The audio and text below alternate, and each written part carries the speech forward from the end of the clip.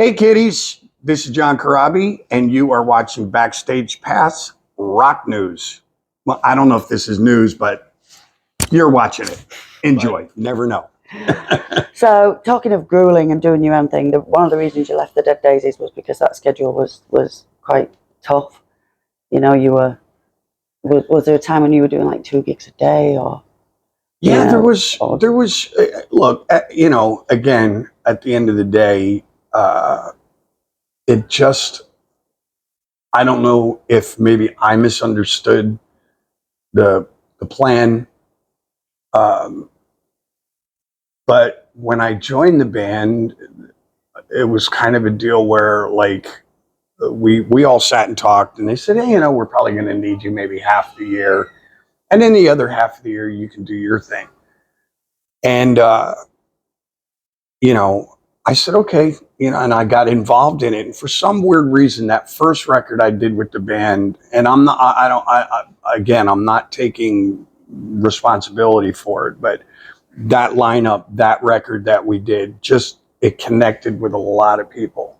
And the band went from whatever mark they were at before. We really started to do like a lot of festivals, and we did a whole run with Kiss in America and Europe. We went out with Whitesnake in America and then back again in Europe. And it was just constant. And I even remember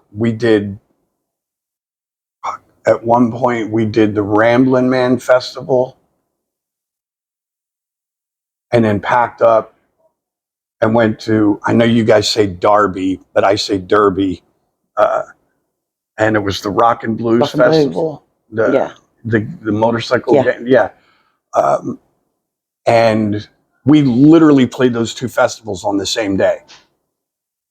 And I started to, it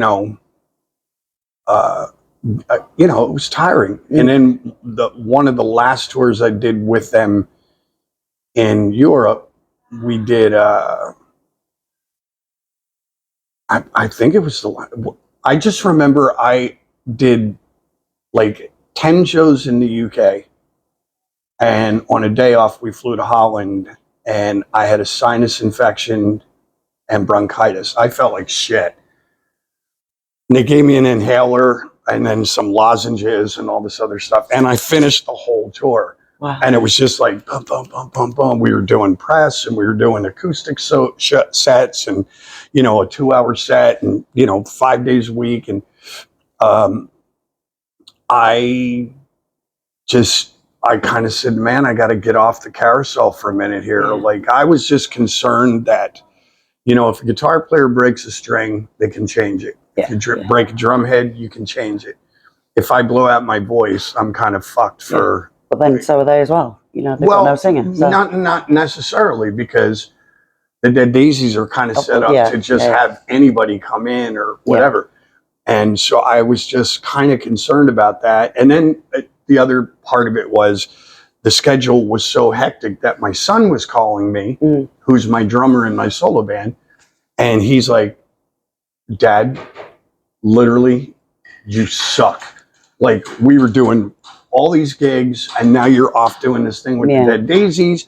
When are we going to play together again? Yeah. And so I had the guilt thing going around in my head as well. So I just said, you know what? I've done this for 4 years now. I'm gonna step away. I'm still great friends with all the guys, managers, all their people. I just texted Doug and Glenn yesterday. Have a great tour, and so it's all good. I was like, this is crazy. Like, the schedule was absolutely maniacally crazy. And I just said, I'm going to go do my own thing at my own pace. Yeah. You know what I mean? Yeah. So, again, you have to remember, when I left, I left in January. In 3 months later, I turned 60. So I was like, I think I kind of want to slow down a little bit. Do you know what I mean? So drink some tea. Have some tea and